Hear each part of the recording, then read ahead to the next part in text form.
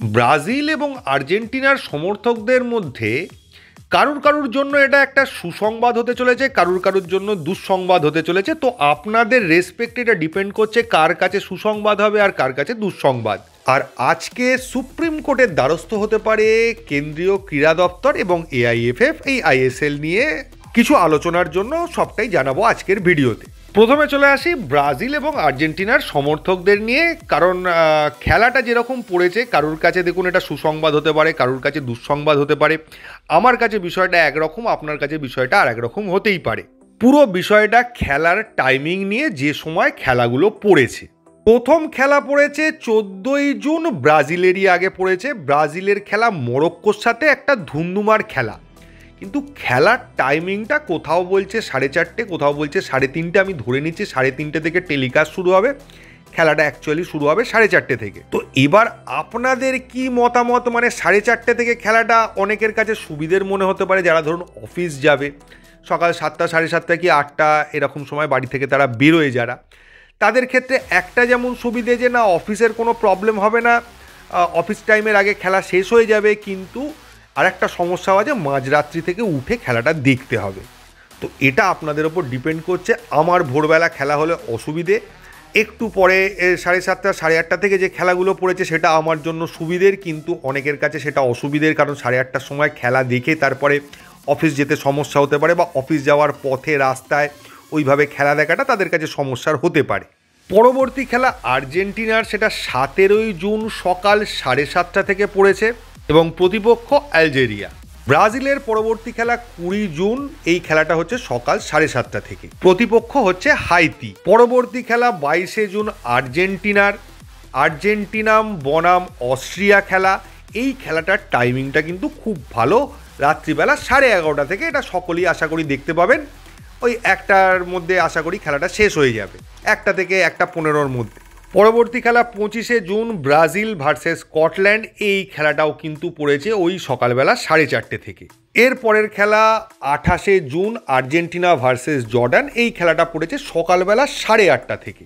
এবার যারা স্পেনের ফ্যান তাদের জন্য ভালো খবর বলতে পারেন, কারণ দুটো খেলা তাদের পড়েছে রাত্রি 10:30 থেকে এবং লাস্ট খেলাটা পড়েছে ভোর 6:30টায়।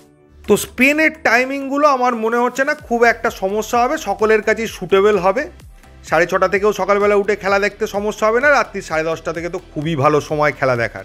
ফ্রান্সের যারা সমর্থক আছে তাদের কাছে একটু চাপের বিষয়, সব কটা খেলাই রাত্রি জেগে দেখতে হবে। 2:30 থেকে খেলা আছে, দুটো খেলা, আর একটা খেলা আছে রাত্রি 3:30 থেকে।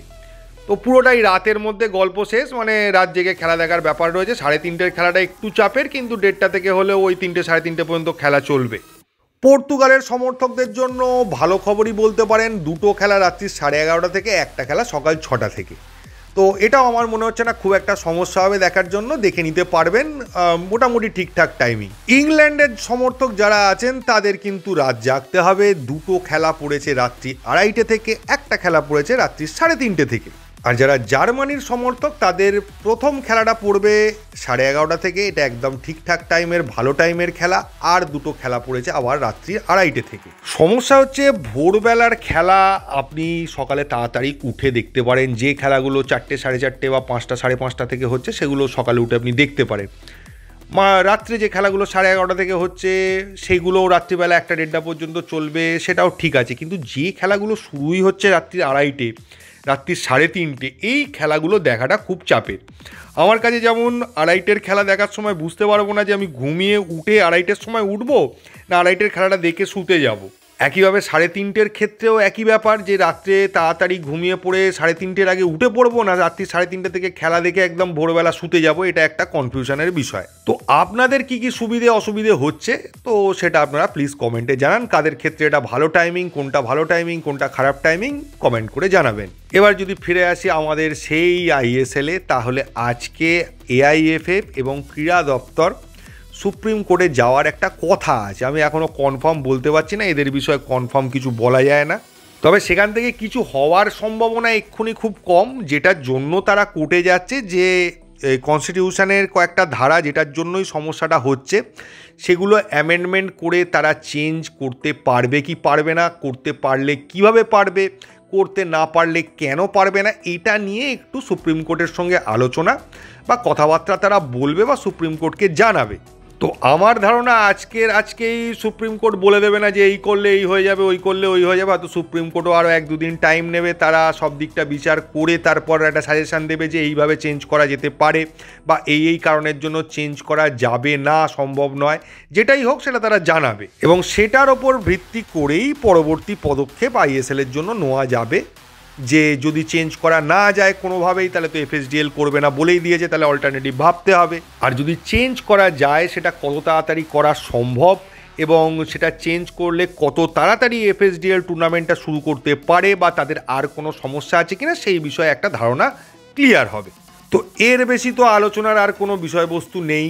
আর যদি আপনারা গতকালের ম্যাচ নিয়ে কেউ জিজ্ঞেস করতে চান, সুপার কাপের ফাইনাল, প্রথমত বিষয়টা হচ্ছে সুপার কাপের ফাইনাল অন্যবারও যে একটা মিনিমাম ক্রেজ থাকে, এবার কিন্তু সেই ক্রেজটা ছিল না। কারণ আমি ইস্টবেঙ্গলের পপুলার চ্যানেলগুলোতেও দেখেছি তারা যখন কভার করছে যে আজকে বিকেলে নামতে চলেছে ইস্টবেঙ্গল, তখনও যে সেই লেভেলের ভিউ যেটা আইএসএল চলাকালীন আমরা দেখতে পেয়েছি সেটা কিন্তু দেখতে পাইনি আমি অন্তত।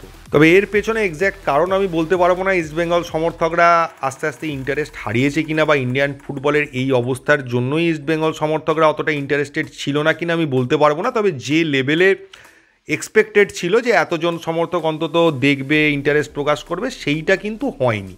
তবে গোটা খেলাটা দেখে আমার যেটা মনে হয়েছে, ওই গোল ছিল কি ছিল না ওই সমস্ত বিতর্কে যাব না। দেখুন, এটা ভারতীয় ফুটবল, এরকম কিছু হবে, পেনাল্টি হবে, হলো কি হলো না, সঠিক ডিসিশান কিনা, অফসাইড ঠিক ছিল কিনা, এগুলো প্রত্যেকটা ম্যাচে এসব নিয়ে প্রশ্ন উঠবে। ও নিয়ে আলাদা করে আলোচনা করে বেকার সময় নষ্ট করে আপনাদেরও কোনো লাভ নেই, আমাদেরও কোনো লাভ নেই। রেফারি যা ডিসিশান দিয়েছে সে ভুল হোক ঠিক হোক সেটা মেনে নিয়েই চলতে হবে। তবে ইস্টবেঙ্গল আর গোয়ার খেলার মধ্যে গোয়া যথেষ্ট শক্তিশালী টিম, সেটা খেলা দেখেও বোঝা যাচ্ছিল এবং তারা রিসেন্টলি এএফসি খেলে এসছে, ফলে তাদের টিমের মধ্যে যে বন্ডিংটা ছিল সেটাও বোঝা যাচ্ছিল, যদিও তাদের ইম্পর্ট্যান্ট প্লেয়ার ছিল না।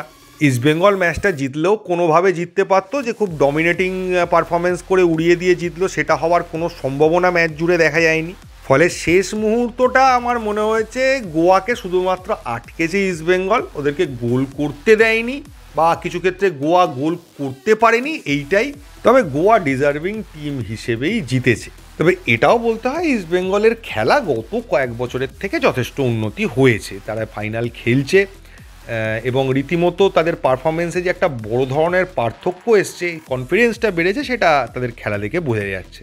এর বেশি কিছু বলার নেই এই ভিডিওতে, এইটুকুই। থ্যাংক ইউ, ধন্যবাদ এবং জয় মোহনবাগান।